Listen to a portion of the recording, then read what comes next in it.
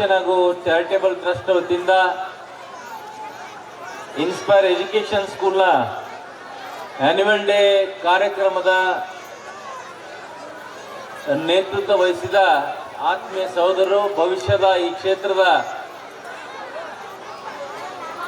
Education ದಿಗ್ಗಜರಾಗಿ ಬೆಳೆಯಲಿರುವ ಸ್ನೇಹಿತರಾದ Anand ದಂಪತಿಯರೇ, ಈ ಸಂದರ್ಭದಲ್ಲಿ ಮನೆಕಿಳಿಯ ಮಾಜಿ ಗ್ರಾಮ ಪಂಚಾಯತ್ ಸದಸ್ಯರು, ಹೋರಾಟಗಾರರು, ಸ್ವರ್ಗೀಯ ಮರಮ್ಮ ತಾಯಿಯವರು ಕೂಡ ಈ ಸಂದರ್ಭದಲ್ಲಿ ನಾವೆಲ್ಲರೂ ನೆನೆಸಬೇಕು.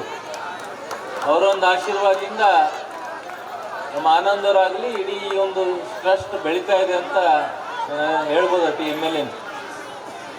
ಅದಕ್ಕೆ ಈ ಸಂದರ್ಭದಲ್ಲಿ ವೇದಿಕೆ ಮೇಲಿದ್ದ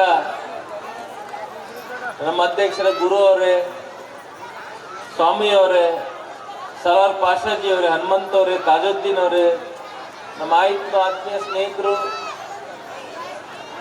ಬಿಸ್ನೆಸ್ ಮ್ಯಾನು, ನಮ್ಮ ಸಾಹುಕಾರಾದ ಪ್ರಶಾಂತ್ ಅವರೇ, ಆಬೇದ್ ಅಲಿ ಅವರೇ, ನರ್ಸಿಂಗ್ ಅವರೇ, ಇನ್ನಿತರ ವೇದಿಕೆ ಮೇಲೆ ಭಾಳ ಜನ ದಯವಿಟ್ಟು ಅನ್ಯತೆ ಭಾವಿಸ್ಬಾರ್ದು. ಯಾಕಂದ್ರೆ ಈ ಕಾರ್ಯಕ್ರಮ ಗ್ಯಾದರಿಂಗ್ ಅಂದಮೇಲೆ ವಿದ್ಯಾರ್ಥಿ ತಾಯಂದಿರು ತಂದಿದ್ದೀರು ಬಂದು ಅವ್ರ ಕಾರ್ಯಕ್ರಮ ನೋಡಕ್ಕೆ ಬಂದಿರ್ತಾರೆ. ಯಾವುದೇ ಲೀಡರ್ ಭಾಷಣ ಕೇಳಲಿಕ್ಕೆ ಇವತ್ತು ಯಾರೂ ಬರೋಲ್ಲ. ನಾವು ಮಾಡ್ನೂ ಬೇಡದು. ಯಾರು ಭಾಷಣ ಮಾಡ್ತಾರೋ ಹುಚ್ಚು ಇಂಥ ಕಾರ್ಯಕ್ರಮದಲ್ಲಿ ನಾನು ಅನ್ಕೊಂಡು. ಯಾಕಂದ್ರೆ ದಿನನಿತ್ಯ ನಾನು ಸಾಕಷ್ಟು ಕಾರ್ಯಕ್ರಮಗಳು ಅಟೆಂಡ್ ಮಾಡ್ತೀನಿ. ನಾನು ಅದರಲ್ಲಿ ಈ ಆನ್ಯುವಲ್ ಡೇ ಕಾರ್ಯಕ್ರಮ ಇದರಲ್ಲಿ ಯಾರೂ ಅಷ್ಟು ಲಾಲ್ಜಿ ತೋರಿಸಲ್ಲ.